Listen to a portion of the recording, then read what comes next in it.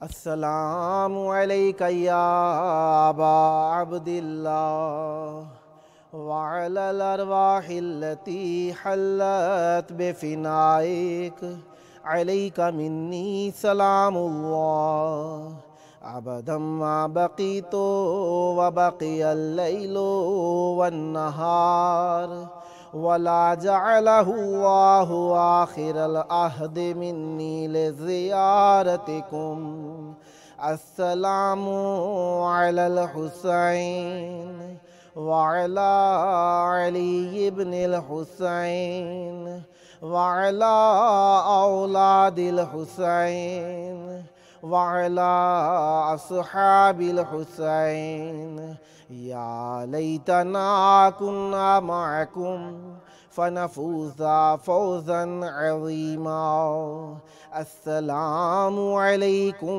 ورحمۃ اللہ وبرکاتہ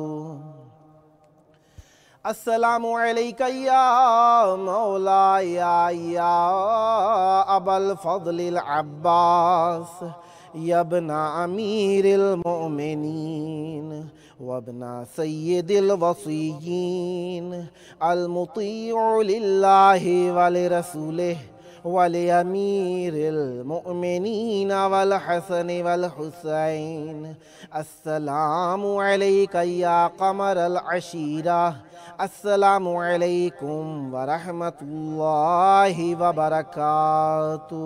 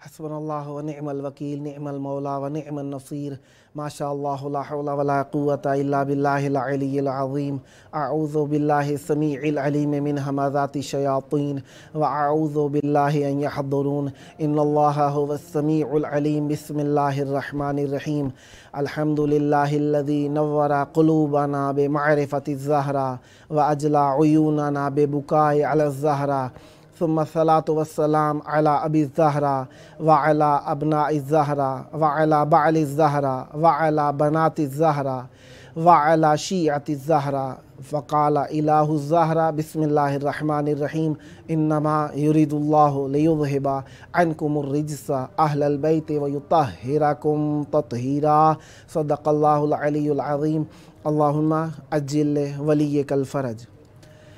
ہمارے دیکھنے والے بہترین اور دنیا کے قدردان لوگوں پر السلام علیکم.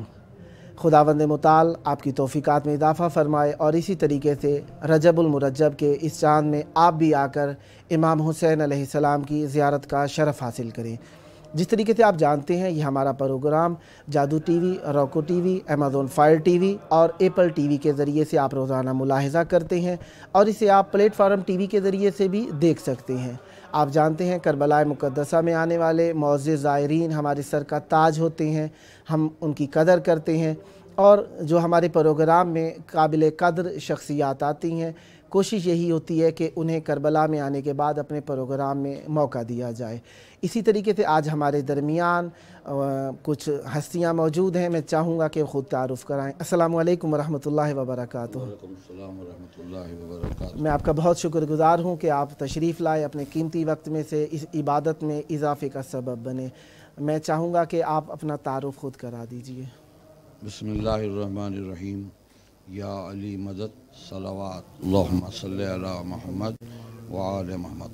میں بھی امام حسین ٹی وی 4 اور اس کے جو منتظمین ہیں مولانا جاوید علی حسن صاحب اور اس کے ارکان کا شکر گزار ہوں کہ ہم کو یہ موقع دیا گیا ہے کہ اس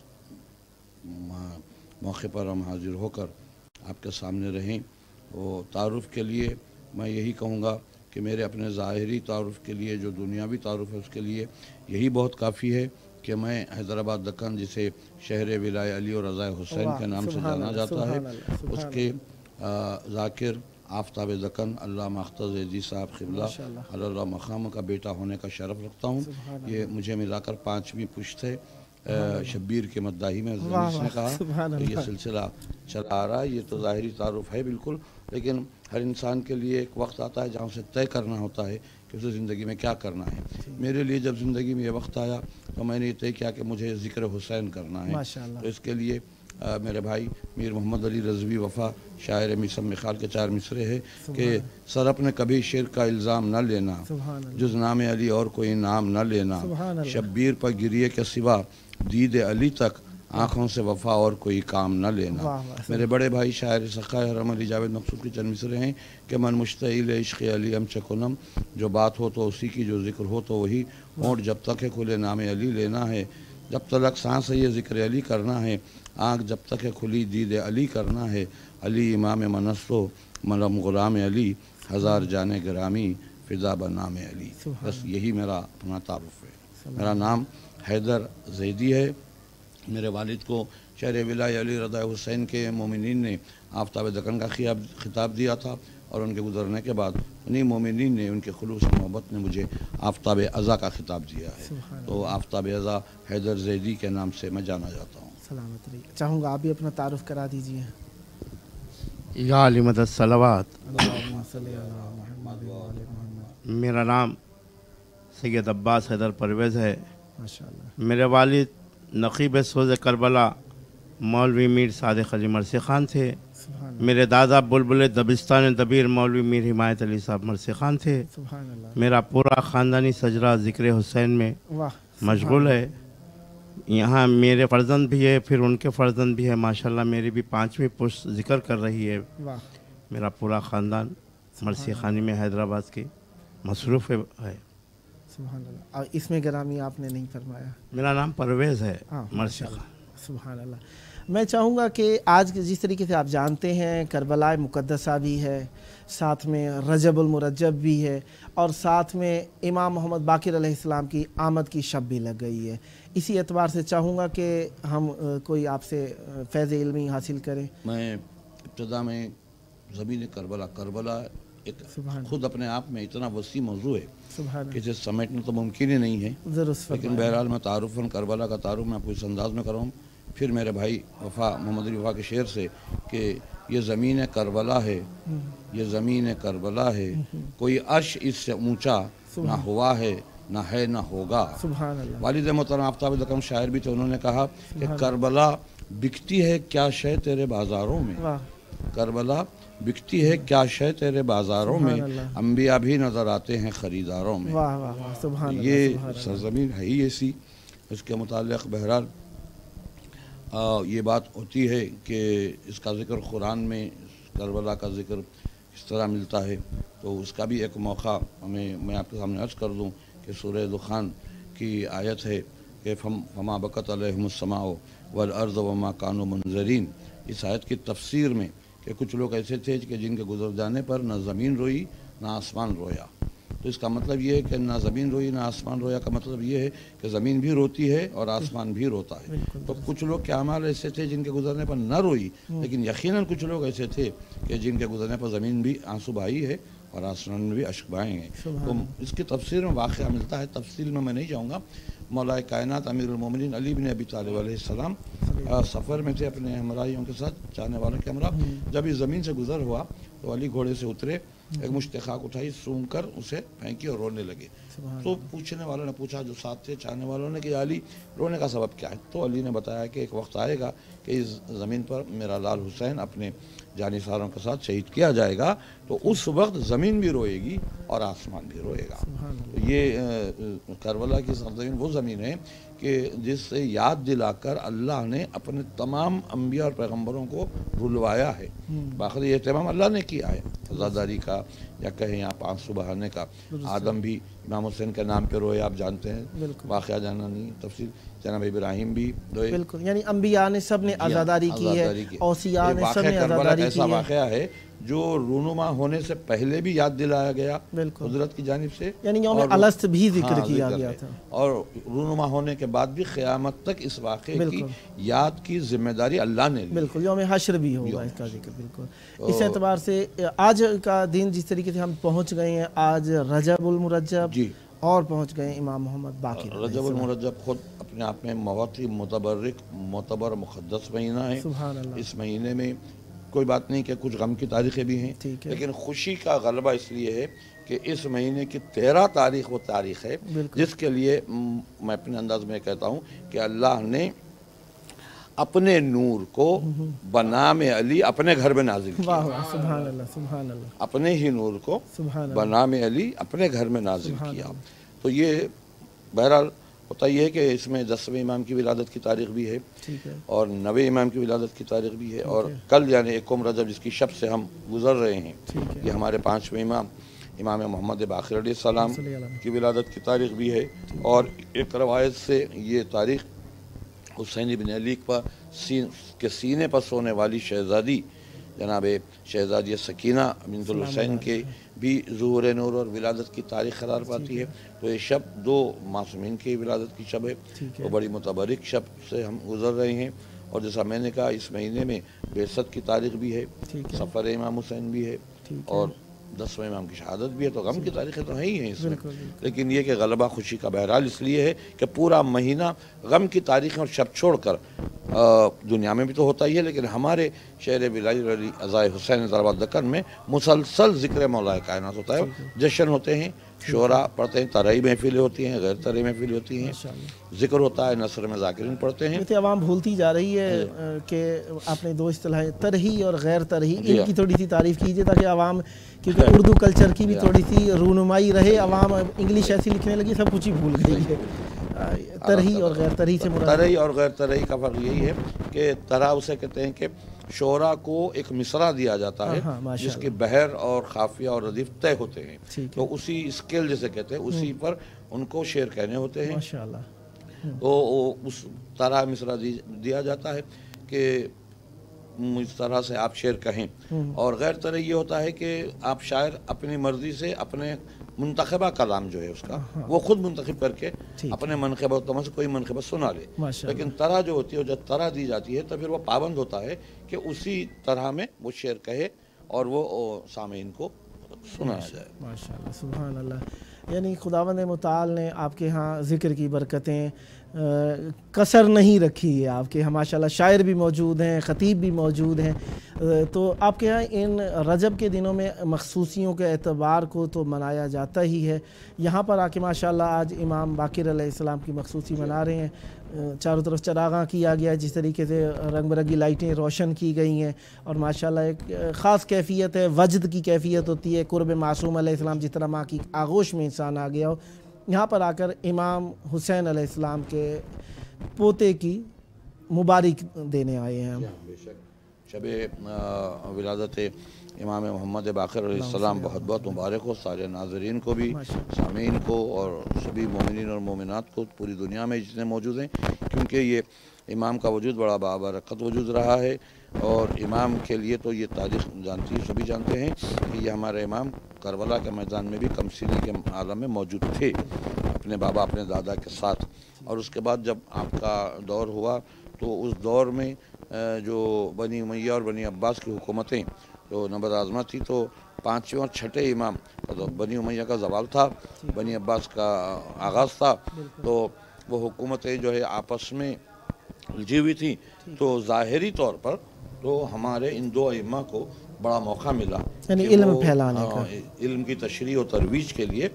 इसीलिए बिलखुसूस 6ठे इमाम के लिए ये कहा जाता है कि वो मुदव्विन तदवीन उन्होंने दीन की और फिर बाक़िरुल उलूम 5वें इमाम और 6ठे इमाम के लिए ये रहा कि 6ठे इमाम ने अपने जद के दीन को जो इतना फैला था कि वो फ़िक़्ह जाफ़री के नाम से जो है کئی لوگوں نے وہم بھی کرنا شروع کر دیا کہ یہ صرف امام جعفر صادق علیہ السلام سے دین لیا، رسول خدا کا دین نہیں ہے، حالانکہ وہ تشریح تھی رسول خدا کے دین کی۔ تو یہ 5ویں امام کے دور میں جو بتایا گیا ہے کہ کم از کم ایک وقت میں جو روایت ہے 4000 طلباء ہوا کرتے تھے ماشاءاللہ، اور امام جب درس دیتے تو ہمارے اس امام نے تمام ائمہ نے اور 5 امام نے ہر امام انہوں نے کسی موضوع کو تیسرا نہیں چھوڑا ہے، ٹھیک ہے، یعنی یہ نہیں ہے کہ موضوع تو چھوڑنا نہیں ہے، بالکل، اگر کسی موضوع پر گفتگو کی ہے ٹھیک ہے، تو اس کو پورے مکمل کیا ہے اسے، اور اپنے شاگردوں کے ذریعے کئی کتابیں تحریر کروائی، انہیں حکم دے کر کے تم فلاں موضوع پر تم فلاں موضوع پر،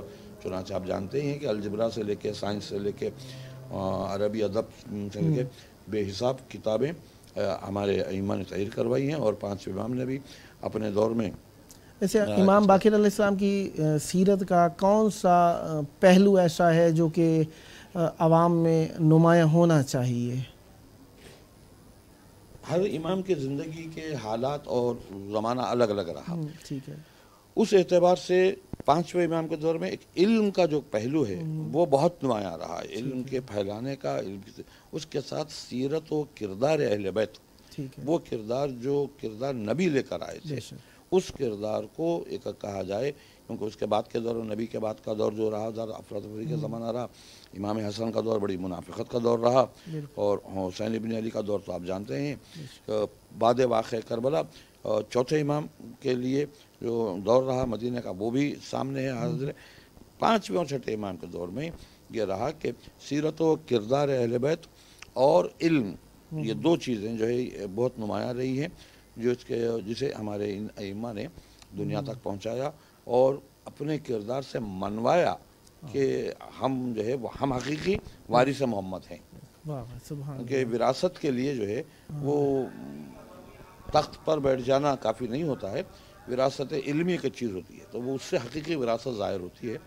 تو ہمارے ان ائمہ نے، چونکہ تاریخ پوری گواہ ہے کہ جب بھی ظاہری حکومت پر جو فائز تھے، ان پر جب کبھی کوئی مصیبت کوئی پریشانی پڑی، وہ اپنی پوری کوششوں میں ناکام ہونے کے بعد پھر بہرحال اسی در پر آ کر انہوں نے اپنے یعنی گداگری وہیں سے کرنے آ جاتے تھے جہاں سے سب کچھ ملا کرتا تھا۔ میں چاہوں گا، آپ غالباً منقبت خوانی ہیں اور آپ ہمیں تھوڑا شعر، کیونکہ دل کی زبان ہوتے ہیں، اگر ممکن ہو تو ہمیں بھی کوئی محظوظ کیجئے، کچھ آپ پڑھنا ہے جی۔ ہر وقت میرے مولا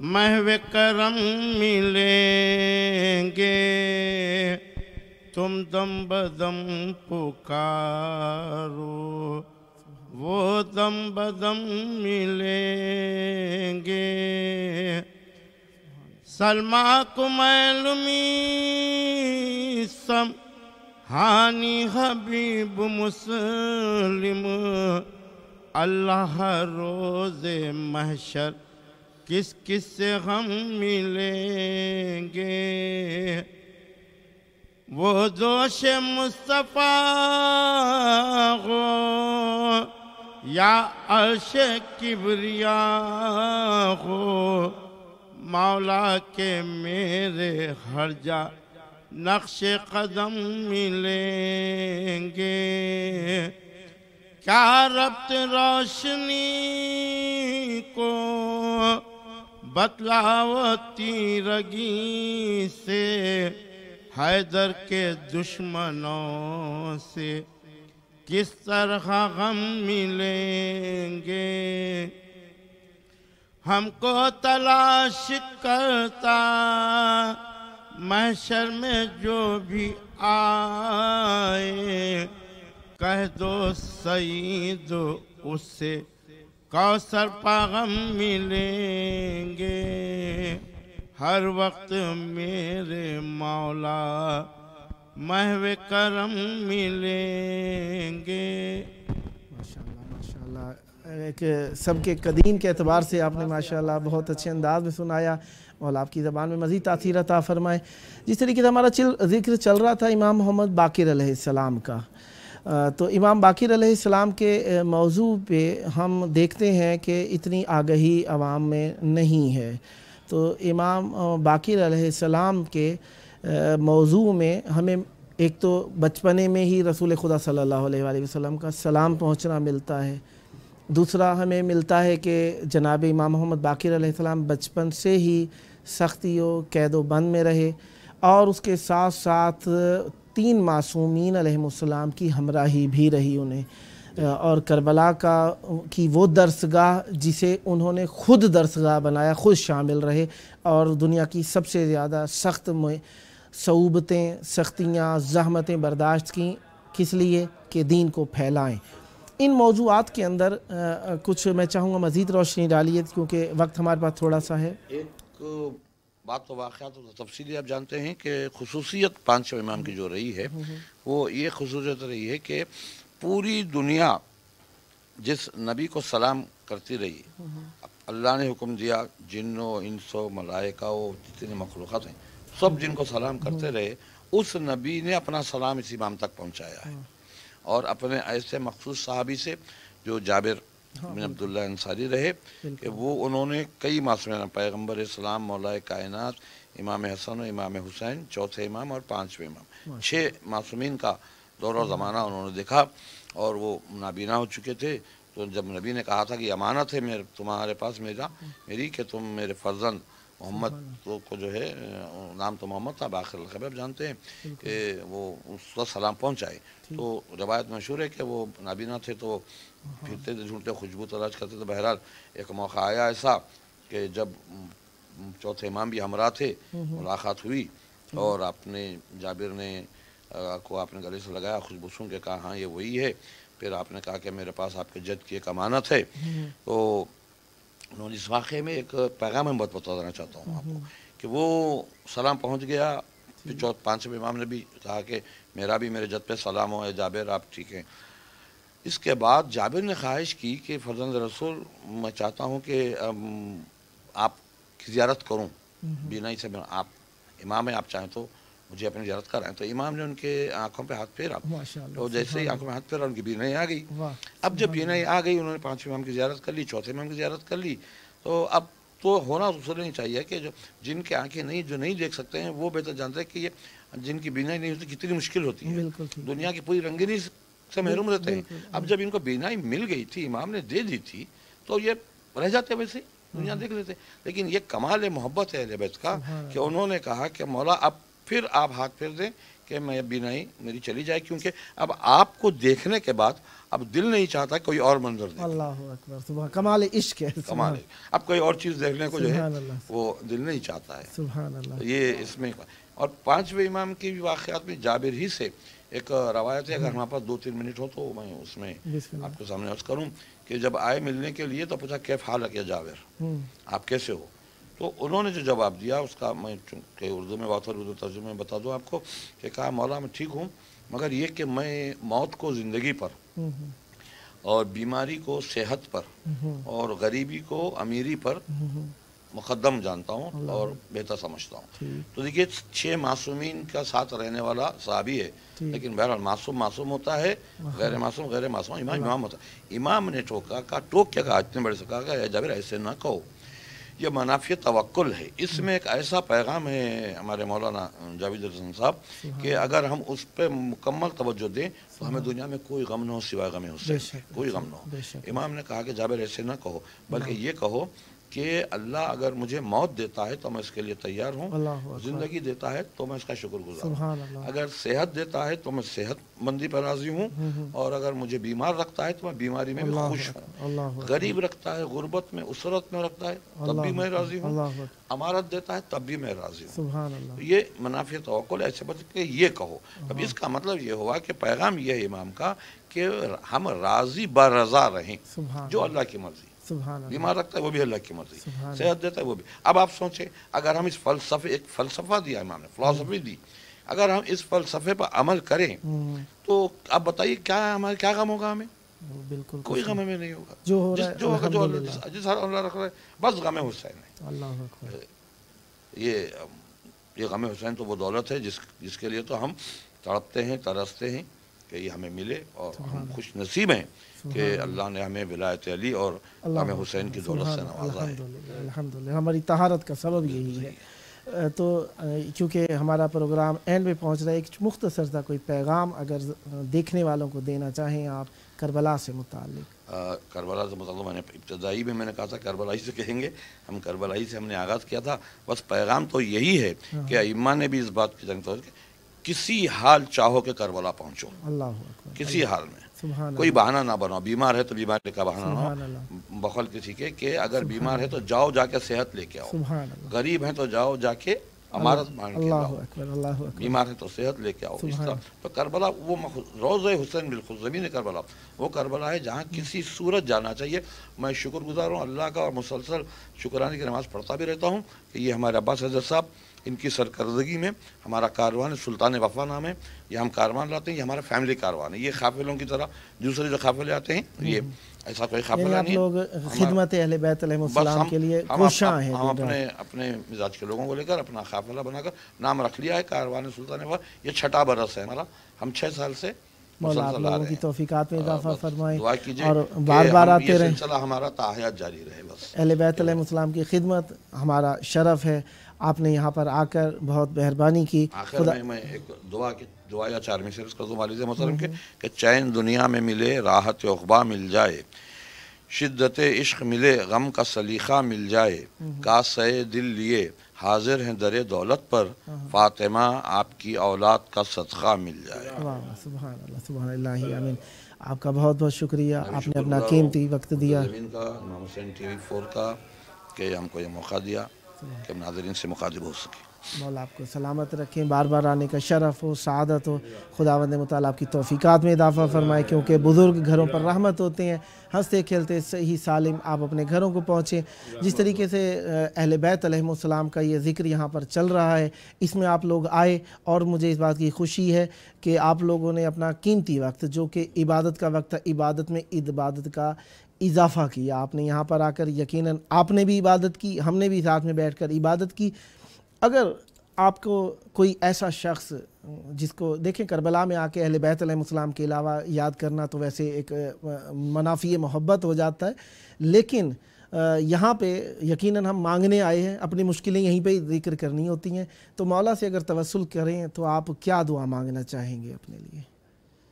امام حسین علیہ السلام سے ایسی دعا جو مومنین آپ کو دیکھ رہے ہوں گے، یقیناً کوئی ایسی دعا جو سب کے لیے یادگار رہے، ایسی کوئی دعا۔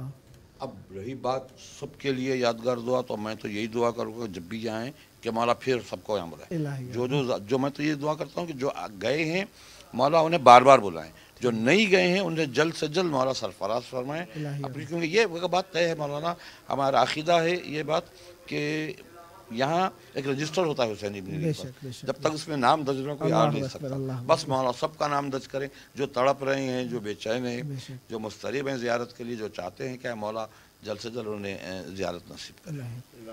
بہت شکریہ، سلامت رہیے، خداوند متعال آپ کی عمر دراز فرمائے، اہل بیت علیہ السلام کا قرب نصیب ہو۔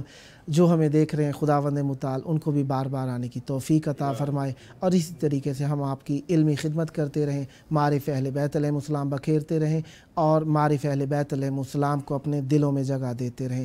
حجت خدا کا ظہور ہو، اور آج کے دن کی مبارکی کے صدقے جو کچھ ہمیں ملے، چاہتے ہیں ہم مانگیں گے کم ہوگا، وہ عطا کریں گے، ان کا شرف بہت بلند ہے، وہ یقیناً بہت اعلیٰ چیزیں عطا کریں گے۔ مانگتے ہیں کہ ہمارے لیے سب سے بڑی عیدی حجت خدا کا ظہور عطا فرمائیں۔ اللہم عجل ولیک الفرج۔